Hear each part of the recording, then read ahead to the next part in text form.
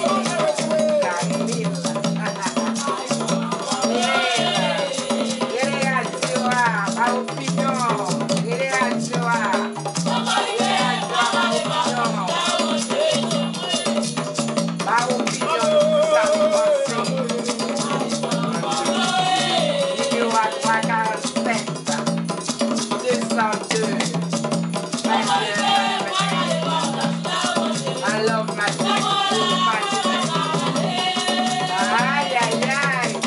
Sanuela, no pasa vale. Pourquoi il s'en comprend? Somos there.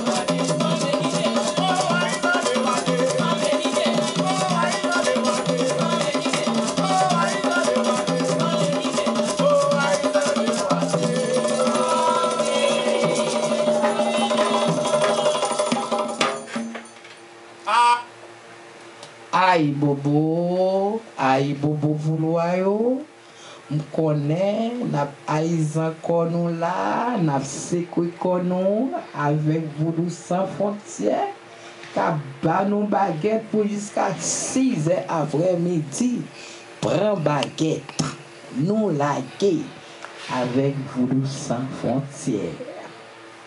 Aïe bobo, aïe bobo, aïe bobo mesdames, aïe bobo.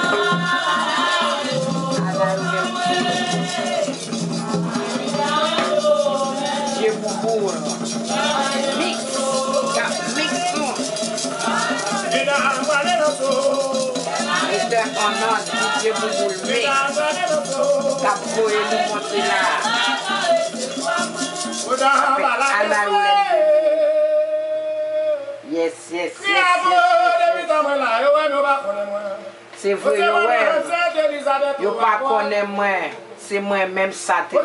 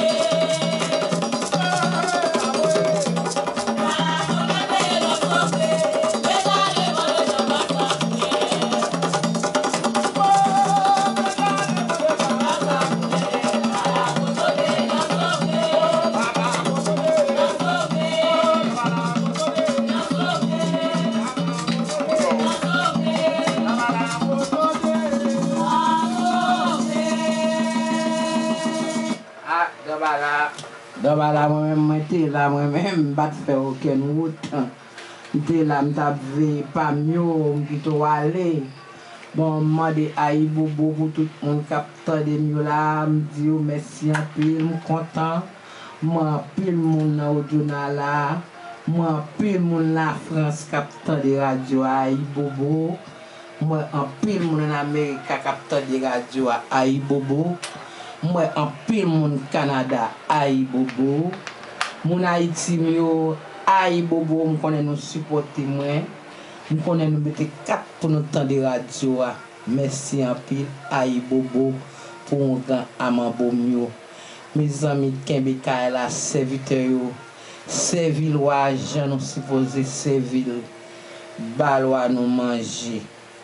Je dis merci en pile pour tout le monde qui a au Brésil. Merci, merci. Aïe bobo pour nous, mon Haïti. Moi, nous avons plus de monde toujours, mon Canada. Moi, nous sommes au Brésil. Mon en Europe, mon Germanie. Moi, je suis pile mon capteur de radio. Je dis merci en pile aïe bobo pour support. Je suis toujours venu des micros là chaque samedi de 4h à 6h pour me voir Voodoo sans frontières monter parce que c'est vie moi, c'est lui choisi, c'est lui fait que je suis content. Merci Johan Charles qui a gardé nous la connaît la capteur de radio. Un beaucoup de chapeau pour Johan. Merci en pile, je suis content. Je suis content, je pense que je vais garder moi. Merci, m'encourager. Bon courage, parce que moi-même, c'est moi qui m'a encouragé. N'importe qui a fait des versions à faire. Bon courage pour Kembel. Moi, je décourage. Je ne suis pas découragé. Je ne suis pas faire mes radios. Je suis radio Voodoo sans frontières là. Qui a la ganache? Même si on dit c'est musique je m'a passé, mais c'est musique engagée, c'est musique vaudou lié. Les aïe bobo la donne m'a passé, c'est les m'gay, c'est les m'joindre. M'a ka joindre mon babo ken ti musique, tout le monde qui a musique qui belle. So moi-même c'est ça me joindre, c'est de m'a passé depuis musique ça gain voodoo, des moi artiste qui engagé gain voodoo, m'a mettre dans voodoo sans frontières parce que moi-même c'est musique voodoo me vinn jouer, m'pas vinn bêtiser, me vinn bay musique voodoo. Je viens faire mon réjouir pour enjoy. Moi, je suis bon, c'est comme par mon petit musique voodoo, moi, je aller, nous rencontrer le fait. So moi-même, si je monte radio, ram stéréo, ma balotine musique voodoo, après, nago, cap bay musique, et ils vont bay musique là. Moi, la gué, aïe bobo. Baby. Ciao, madame Zaye. Aïe bobo. Regardez mon la camoué. Regardez mon la camoué. Je te dis moi, je dis à eux son chez moi. Mais oubliez moi. Je dis à eux son chez là. Bani hypocrite ça la plupart de eux. Assez sous domio. Gardez mon la camoué.